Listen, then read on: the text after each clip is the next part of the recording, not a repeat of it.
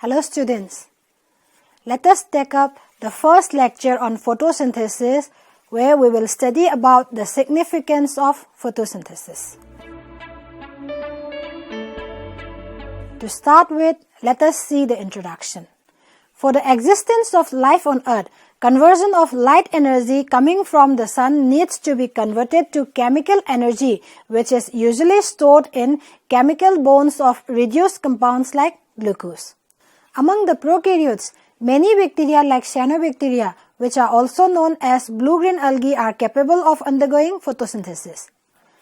In eukaryotes, all algae and green plants can undergo photosynthesis. So, the best known form of photosynthesis is the one carried out by higher plants and algae, as well as by cyanobacteria and their relatives, which are responsible for a major part of photosynthesis in oceans. As almost all organisms require energy to do work, they obtain this energy directly or indirectly through photosynthesis, as it is the only process that can convert solar energy to chemical energy. The term photosynthesis is the synthesis of two words, with photo representing the light reaction and synthesis representing the Kelvin cycle, or literally it means synthesis using light.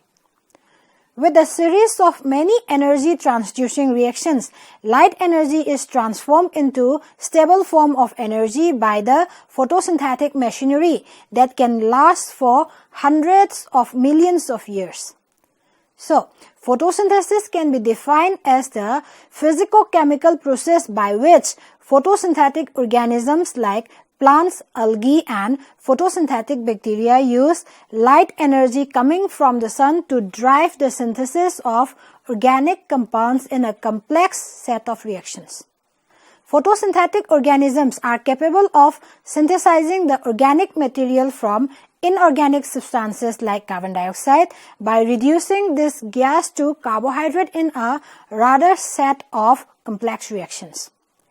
Electrons for this reduction reaction ultimately come from water in plants such as green algae and cyanobacteria or blue-green algae, which are then converted to oxygen and protons and is known as oxygenic photosynthesis.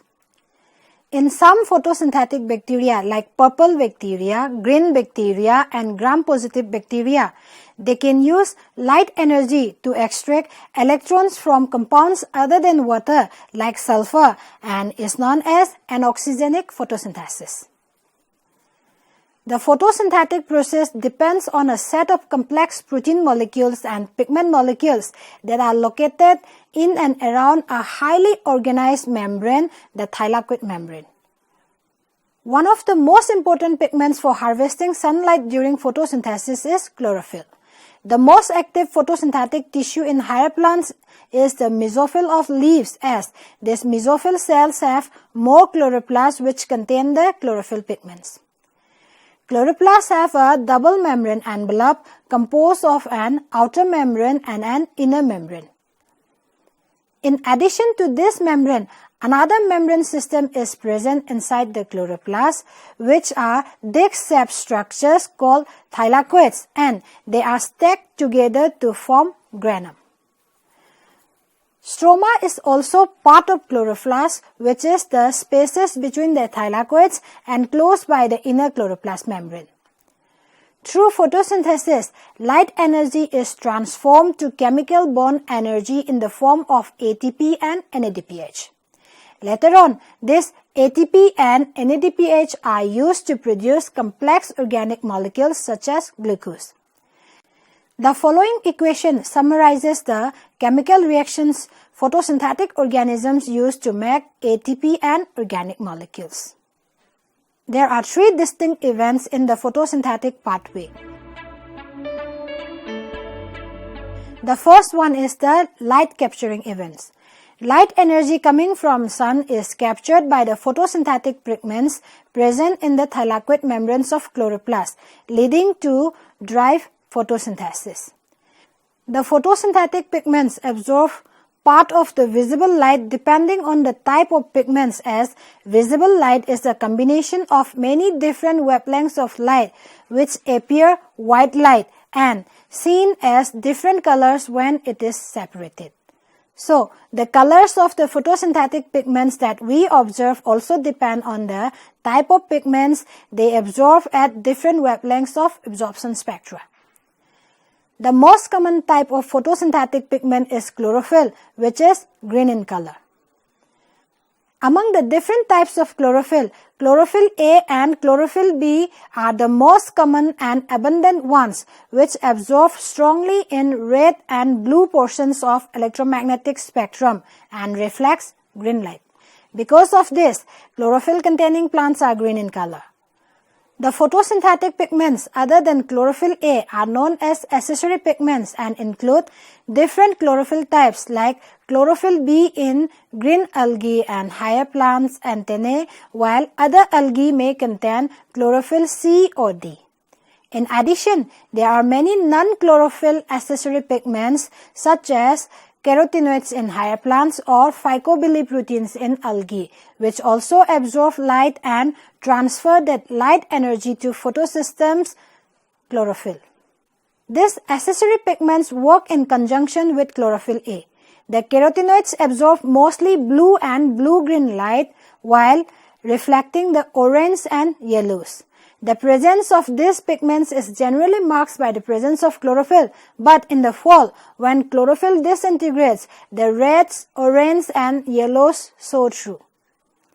Accessory pigments are also responsible for the brilliant colors of vegetables such as carrots, tomatoes, eggplant and peppers.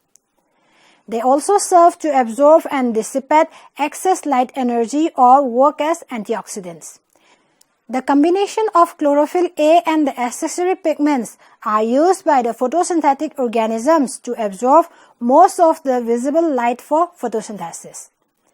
The structure of the chloroplast is directly related to both the light capturing and the energy conversion steps of photosynthesis, as all the photosynthetic pigments are found in the thylakoid membranes of this organelle.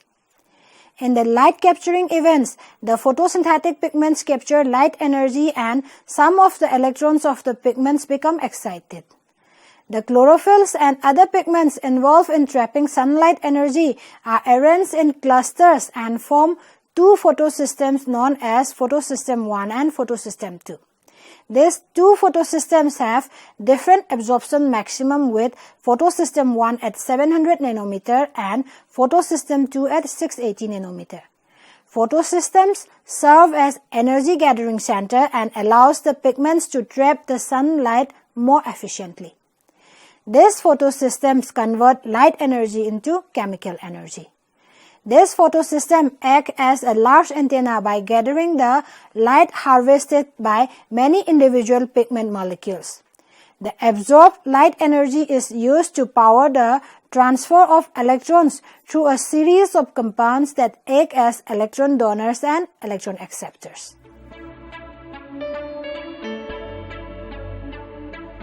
The next is light-dependent reactions, or light reactions in short. The light reactions of photosynthesis also take place in the thylakoid membranes inside the chloroplast. Most of the proteins required for the conversion of light energy and electron transfer reactions of photosynthesis are located in membranes. The electrons, which are already excited during light capturing events, are transferred to modified form of chlorophyll called phaeophytin, which passes the electron to a quinone molecule, starting the flow of electrons down an electron transport chain that leads to the ultimate reduction of NADP to NADPH. In addition, this creates a proton gradient or energy gradient across the chloroplast membrane, which is used by ATP synthase in the synthesis of ATP. The formation of ATP in this process is known as photophosphorylation. The chlorophyll molecule ultimately regains the electron it lost when a water molecule is split in a process called photolysis, which releases an oxygen molecule as a waste product. The ATP and NADPH molecules move from the grana to stroma to take part in light-dependent reactions. The next is the carbon fixation reaction, or Calvin cycle. The carbon fixation reaction, which is also known as Kelvin cycle, uses the high energy compounds of ATP and NADPH formed during light-dependent reaction to convert carbon dioxide and water into large organic molecules. The Kelvin cycle takes place in the stroma of chloroplast, which is the aqueous region that surrounds the thylakoids. The carbon fixation reaction are a series of oxidation-reduction reactions which combine hydrogen from water molecule carried by NADPH with carbon dioxide from the atmosphere to the sugar. The enzyme Rubisco captures carbon dioxide from the atmosphere using the newly formed NADPH and releases 3 carbon sugars, which are later combined to form sucrose and starch. Carbon fixation produces the intermediate 3-carbon sugar product, which is then converted to the final carbohydrate products. The simple carbon sugars produced by photosynthesis are then used in the forming of other organic compounds such as the building material cellulose, the precursor for lipid and amino acid biosynthesis, or as a fuel in cellular respiration. Cellular respiration occurs not only in plants but also in animals when the energy is produced for various activities of life. Next, let us take up the significance of photosynthesis. The capture of solar energy by photosynthetic organisms and its conversion to the chemical energy of reduced organic compounds is the ultimate source of nearly all biological energy. So, the process of photosynthesis provides the main input of free energy into the biosphere. Photosynthesis provides the energy and reduced carbon required for the survival of virtually all life on our planet Earth, as well as the molecular oxygen necessary for the survival of oxygen-consuming organisms. Photosynthesis and heterotrophic organisms live in a balanced, steady state in the biosphere. Photosynthetic organisms trap solar energy and form ATP and NADPH, which they use as energy sources to make carbohydrates and other organic compounds from carbon dioxide and water. During photosynthesis, oxygen is released into the atmosphere. Aerobic heterotrophs, which include most of the living organisms including humans, use oxygen so formed to degrade the energy-rich organic products of photosynthesis to carbon dioxide and water, generating ATP. The carbon dioxide returns to the atmosphere to be used again by photosynthetic organisms. Solar energy thus provides the driving force for the continuous cycling of carbon dioxide and oxygen through the biosphere and provides the reduced substrates such as glucose on which non-photosynthetic organisms depend. The amount of energy stored by photosynthesis is enormous. Each year, more than 10% of the atmospheric carbon dioxide is reduced to carbohydrate by photosynthetic organisms. More than 1017 kilocalorie or 4.2 into 1017 kilojoule of free energy is stored annually by photosynthesis on Earth, which corresponds to the assimilation of more than 1010 tons of carbon into carbohydrate and other forms of organic matter. The fossil fuels currently being burned to provide energy for human activity were produced by ancient photosynthetic organisms. Let us now see the conclusion. Photosynthesis is the most important reaction on Earth as it provides energy for the survival of most of the living organisms. Oxygen is also released during photosynthesis that is required by all aerobic organisms including human beings. The photosynthetic organisms, which include plants, algae and photosynthetic bacteria, capture solar energy to make food molecules, which is rich in chemical energy.